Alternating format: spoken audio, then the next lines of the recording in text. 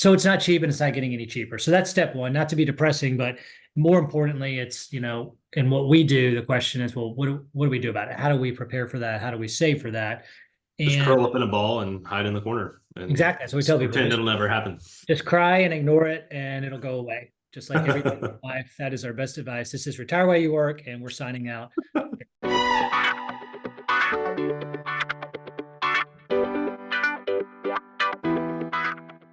Hello and welcome back to another episode of the Retire While You Work podcast. I'm Carson, a financial advisor here at Adams Wealth Partners. We got with us our owner and founder, the one and only David Adams, as well as Jeri Anne, our director of operations. Thanks for joining us.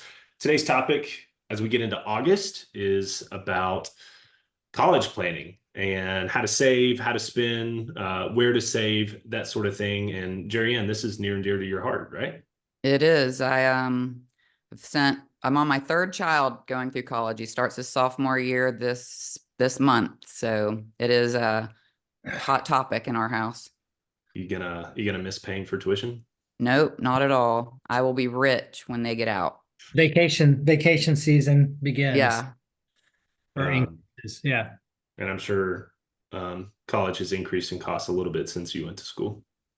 Oh yeah. I mean, I will just even person? date myself and say that when I was at Alabama, my dad would give me a check every semester for $1,000. That was my tuition. Wow. Yeah. You look at the inflation on some of those, even state schools or, state schools without a state tuition, and it's gone up like probably 10, 15, 20% a year. Yeah. I mean, well, right now tuition for out of state for Alabama is $32,000 just for tuition.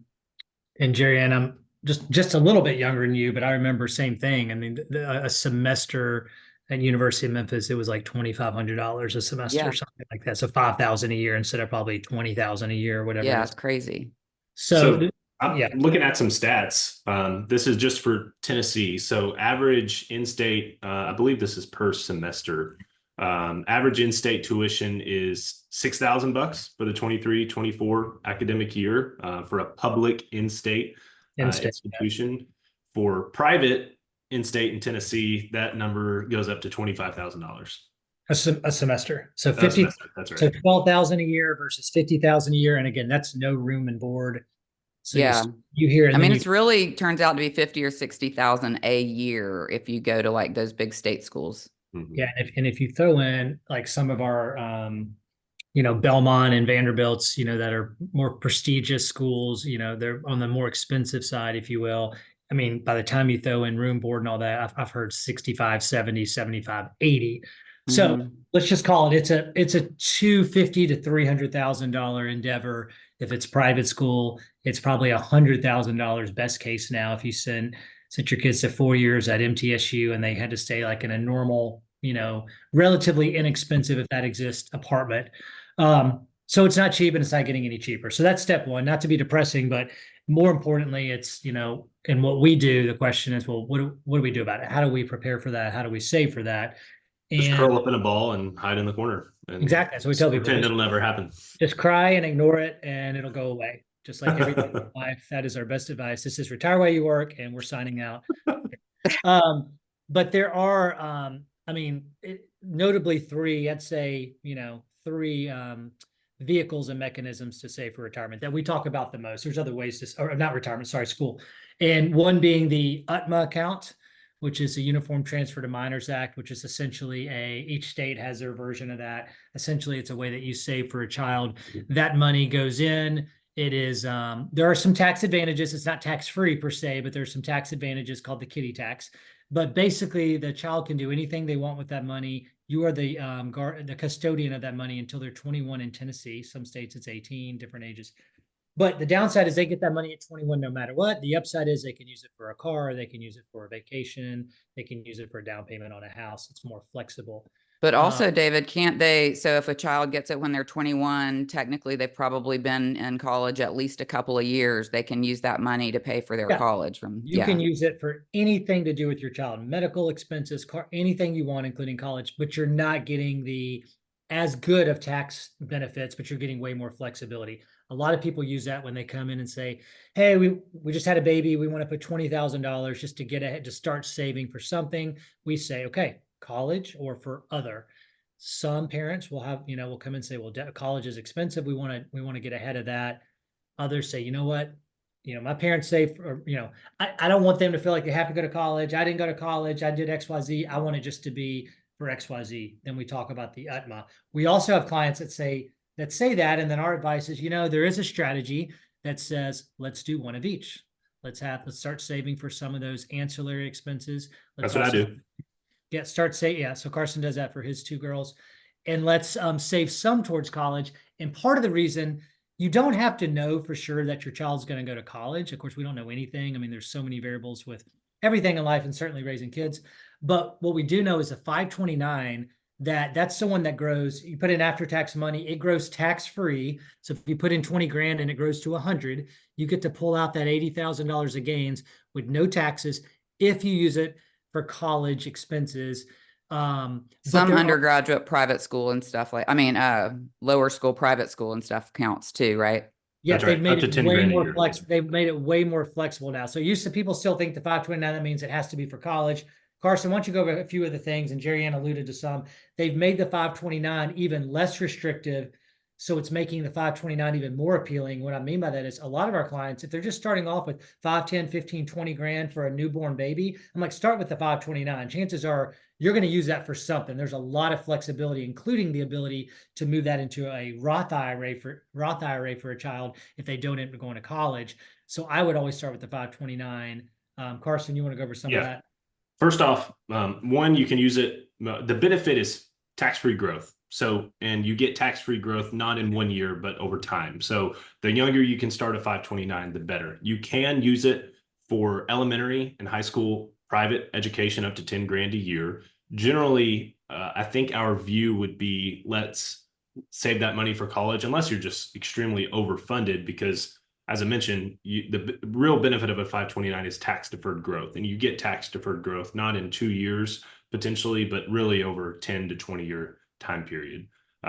Just to say one other quick thing with that, if your kids are in private school before college, if they don't tap into that 529 and they can use their funds for the private school, then they are already a step ahead of everyone else in college. If they're used to spending that money on college, then they already know we're going to continue to spend this money, and then we can supplement with the 529. Yeah, that's exactly right. Yep.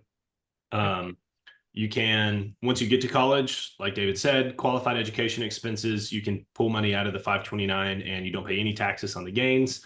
And things like room and board, tuition, books and supplies, that's all qualified education expenses. You can't do things like gas if you're a commuter, but consult a CPA or accountant for specific rules. And then the question is, what if it's overfunded? Well, you can use it for grad school. You can also pass it down to a linear family member. If you have another child, you can change the beneficiary on it once a year, but not in the same year you pull money out. So you can change it to a different family member. You could pass it down to grandkids even. So you can keep that money. You could use it yourself. If you ultimately had $200,000 in one, you've gone through all the kids, nieces, nephews, nobody could use that money, and you didn't want to take it out and have to potentially pay taxes, you could go back to school yourself. You could do something like that. And then ultimately, Carson, I think where you're going, and tell me if I'm right here, if you had $200,000 saved up in a 529, child 1 used 100, child 2 used 50 because they got a scholarship or whatever. Now there's 50,000 left over. You could pass that to anybody else in your linear family. And ultimately, if you could not find anything to do with it, you said, you know what, I just want to flat out take this back out, put it in my checking account, or use it to pay off the house or something. At that point, you would pay taxes on the gains, just on the gains, which you would in any investment account anyway. Not a big deal. It's also grown tax deferred for 20 years. The only downside would be a 10% penalty only on the gains. So of that example, that 50,000 that was left in that $200,000 savings, let's say half of that was considered gains and half was return of principal. You might owe $5,000 of capital gains tax on a $200,000 investment. So it's not a big deal. What you don't want to do is like go nuts and save $500,000 or $1 million in a 529 and then having to pull out $800,000 of it and paying taxes. Unless you have 10 kids and you're trying to send them all to private school. Yeah. That's actually not nuts. I say $1 million is nuts, but yeah, if you have even 5 kids and they're all going to go to Harvard in your mind, Yeah. and maybe you're worth $50 million, putting $1 million, it's all relative. That's right. So that's where the conversation goes is with the client is, let's take care of your retirement and your household cash flow and your needs and family needs and health and wellness first.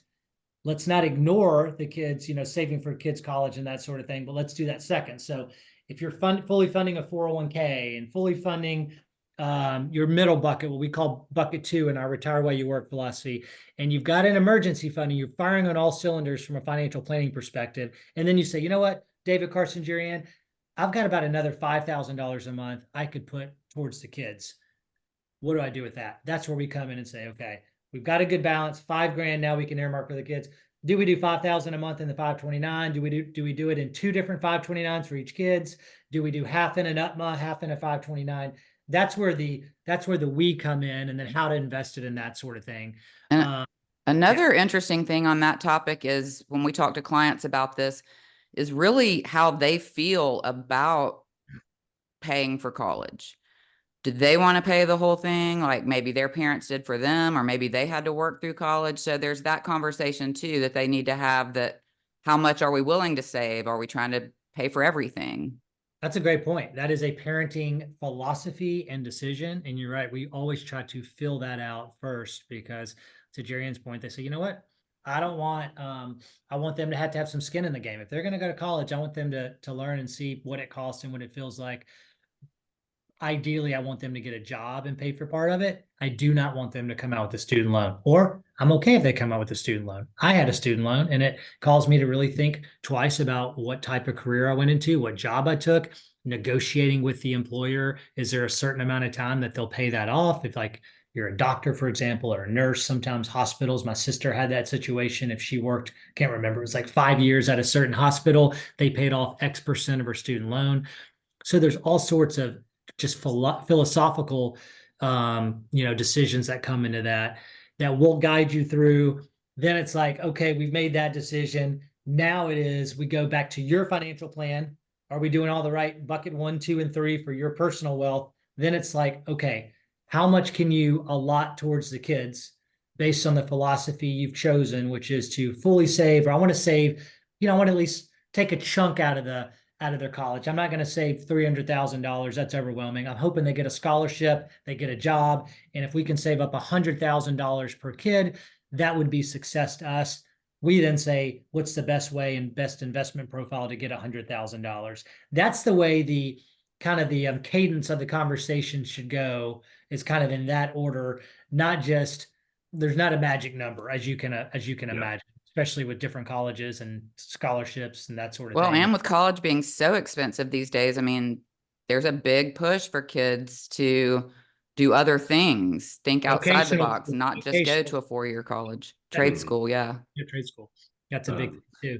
I'm going to go back to a point. I think initially, before we got on the 529 track, we were on the UTMA topic, and kind of the biggest pro of an UTMA is flexibility. The downside of an UTMA, and something to be aware of, is it negatively impacts the FAFSA, whichever. FAFSA, yeah.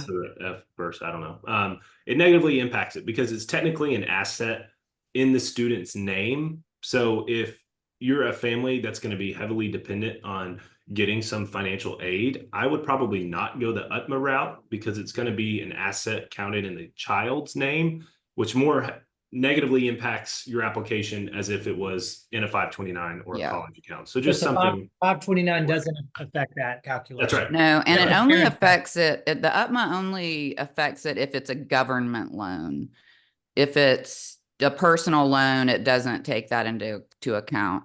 Okay. So, like if it's a Sally Mae versus the government or something. So my takeaway from that, what I would tell a client is, if we have all different sorts of clients, from somebody has a couple $100,000 with us to $50 million. If a client has, $5-10 million of net worth and investment portfolio, they're not going to be getting financial aid anyway. So we don't have to address that. But if somebody's more on the cusp of that, where they believe and they've done some research and they've talked to There's people that help, counselors. We even have a client that does it, that help people apply for grants and student loans and negotiate with colleges and figure out the best routes. If they think they may qualify for something like that, then that would matter. That would be a conversation.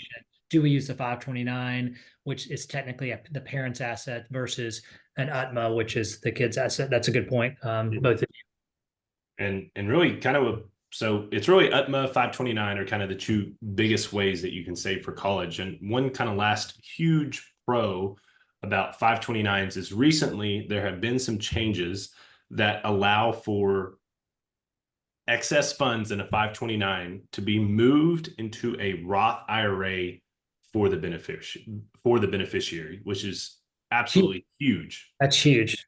Awesome. There are some rules associated with it. I think off the top of my head, like one is the 529 has to have been open for 15 years. 15 years, yeah. So you can't just open it real quick, move some money into it, and then give it to the kids. So that's when you started one for a child when they're young, and then they don't go to college. You don't want to have to pay the penalty and taxes. You can put it towards their retirement and let it grow into their 60. Exactly right. Exactly right. And you put in the same limits that apply to everyone each year. You can't move your 35,000 into it in 1 year. That's right. It's the annual limit over 5 years. So right now the annual limit's $7,000. You can do that over 5 years for a total of 35 grand. So you are subject to limits, but again, it's a way to keep the tax-free money in a 529, move it into a tax-free account, a Roth IRA that's going to end up being used for retirement rather than college. So that's a big pro that's been added. We're all pretty excited about that option that's available for 529. I mean, and one other way that we haven't really touched on is saving. And if you want the money to grow and you want it to be invested, you can just open an individual account or a joint account, earmark that for the child, spend whatever you need out of that for college or whatever. But it's all your money. So that's the extreme. That's just total control. You're not worried about any tax benefits or any of these programs. You're just saying, hey, I want to mentally account for, and I've done this. Like I did this, for example, for my parents' long-term care. I have an account where I have, let's just say $50,000. It's not in any special account. It's just in a different account that says parents long-term care. And that's just me saving for that and then building an investment plan. It's a more conservative account because my mom already passed, but my dad's a little bit older, so that money is there because I'm expecting that I'm going to need to help them. Same thing with college. If you're like, I want to save $100,000, I don't like the idea of a 529. I don't like the idea of an UTMA and them getting the money. I don't want any restrictions. I also want the ability, if the child doesn't turn out a certain way, I want to be able to take it back. You would just put that in your name with us, and we would just earmark it for said goal of school. And you would get no tax benefit. You would just pay taxes like you would on your own personal accounts. But if the tax tail is not wagging the investment dog, as we say, and it's more about you just want it in your name, that's when clients do that. And I'm making this up, we probably have 20% of our clients that just do that, and probably the other 80% it's split between UTMAs and 529s, maybe a little bit more in 529s. What would y'all say? Yeah, I think so. Yeah, a little bit. Accurate. That's probably accurate. Yeah. And that's after 20 years of doing this. The first, not to go backwards, but like the first 10 years, people were doing something called ESAs, educational savings accounts. Those have kind of, they may still be out there. They've kind of gone away because the 529s have become so much better and less restrictive, and you can put more money in them. So we don't have, I haven't talked about an ESA in probably 5 years, maybe 10 We just years. had a couple that we had somebody that had ESAs, but we were able to roll them into their 529s. So those are kind of going away. So it's 529 in recap, UTMA, or save in your own name and just earmark it for college. Each of them have pros and cons. There are tax benefits, the best for the 529, some tax benefits for the UTMA, and then normal tax situation for saving in your own name. The way I'm just kind of recapping here, the way we approach it and the way you should approach it if we're not your advisors with anybody else is you should go in and first say, philosophically, here's my goal. I want to take the sting out of college for my child. I want to pay for all of it. I want to fully fund what it costs for a state school. And then if they decide to go to a private school, they need to get a scholarship, or they need to figure it out. That's you go, or I want to pay for everything, or my grandparents or my parents left a bunch of money for the grandkids, and I want to just position that with you guys. And they really wanted them to go to Baylor University and fully fund it, whatever. And then step 2 is, how much money do we have? Where's it going to come from? Let's then allot it to the right buckets, 529, UTMA, et cetera. and then also making sure that we're taking care of your personal wealth and financial plan first and this second. That's like what I mean by that is you don't want to have $500,000. You don't want to have $500,000 in a 529 and then $80,000 in your 401k, and then you're not even fully maxing that out and missing a tax benefit every year on something so basic as what we call bucket 3, like your retirement assets. Hopefully that makes sense. That was good. The last point I think we missed, just because we live in Tennessee. Another big benefit of 529s is a lot of states give you a state tax deduction for putting money into a 529. I think we just skip over that so much because We don't have a Tennessee state doesn't tax. have a state Right. income tax. So there's no state tax benefit for putting money in a 529. It's different for every state. The amount of benefit you can get for contributing to a 529, but look into it if you live outside of Tennessee. We just don't bring it up because in Tennessee it doesn't make an impact, but that makes the 529 even more attractive if you do live in a state that has a state income tax, because you can get a deduction for putting money into a 529. That's right. Yep. Hopefully that all makes sense. We know college is very expensive and it can be overwhelming, but there are ways to plan accordingly, and to we've had clients successfully navigate their way through this, and it's not getting it perfect. It's just doing something, Mhm. and it's then it's letting the cards fall as they will. You may have one child that's able to get a scholarship and another child that doesn't want to go to college, and you just kind of ebb and flow and figure it out. And our job is to help you navigate those and make the best decisions you can. So that at age 17, you're not like, oh my gosh, I need to save for college and I want to save on taxes. There's not enough, even if you have the money, there's not enough time to put money in these investment vehicles and let them grow and compound enough to get the tax benefits if you're doing it last minute. Mhm. If you have the cash, then great, you can just pay for it cash. And some clients never saved for college, they never had money, and they were barely able to take care of their retirement. And then they sold their business when their child was 17 and got millions of dollars. And we just figured it out with cash at that point. That's okay too. So a lot of different ways to do it. We're here to help, and reach out to us if we can help you with your kids' college plans. That's right. That's right. Well, thanks for joining us on another episode of Retire While You Work, and we'll see you next time. Thank you.